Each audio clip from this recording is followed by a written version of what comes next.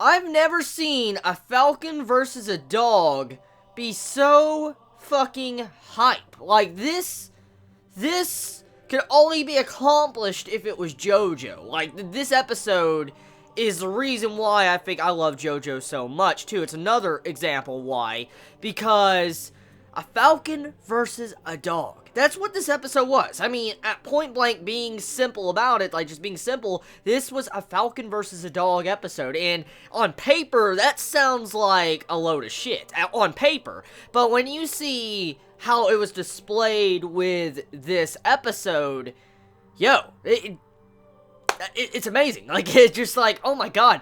I was actually drawn into this episode because it was just so interesting seeing Iggy finally have the spotlight. I mean, he's been introduced since the first episode of Season 2, and I said last week that Iggy has been kind of useless through majority of Season 2. I was like, what's he gonna do? Like, what's the importance of him being here if he's not gonna do anything? Come to find out, in this episode, Iggy's starting to show his usefulness. And I think the mangaka, when he was probably writing this at the time, I think he realized that he needed to give more spotlight to Iggy, or people were not gonna like him, because he was kind of useless until this very point. But I'm liking it so far. I'm liking it. It's definitely redeeming Iggy as a character in my eyes, just to see how he was fighting in this episode, and also how he saved the kid that was about to get killed by the Falcon. So let's get into some details.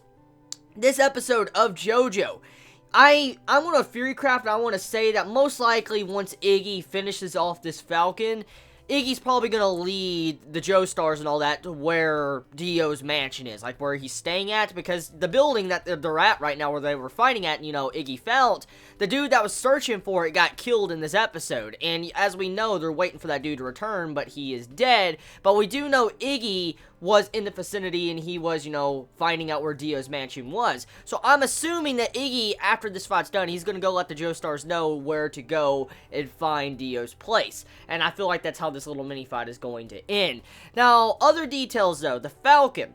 The Falcon's ability. Oh my god. Just like ice, freezing things. I mean, he froze the ground. I mean, at the end of the episode, a horrible cliffhanger. Like, I highly doubt Iggy is dead. I really highly doubt Iggy is dead. But the point of it is just that the ability of this stand user Pet Shop, damn, like, that's OP. That's just, like, straight up OP. Like, oh my god.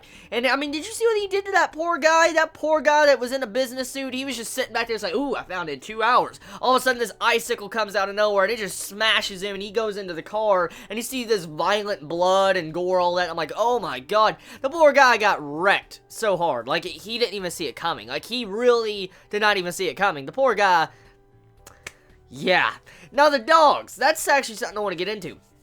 JoJo's Bizarre Adventure. As I've said quite a few times offhandedly, JoJo loves animal abuse. Like, oh my god. Like, it's not just the Falcon versus the dog that I'm talking about when it comes to animal abuse, but did you see the dogs? Like, what is with the mangaka in animals? Or no, specifically dogs. It's always dogs that are getting destroyed. Like the first episode of Season 1, Part 1 of JoJo, I remember the dog. Remember, he got killed, burned alive. And then, you know, we've seen offhandedly through the majority of JoJo's Bizarre Adventure, there's always a dog getting killed, axed, or whatever, animals getting destroyed. Like, you know how the la-la-hoo from the last season, you know, the clown stand thing that stabbed the dog. Like, I mean, there's just some very cruel dog animal abuse in JoJo. I mean, I have to hand it to, you know, JoJo for not getting, I guess, taken down or canceled, because if PETA was to see something like that,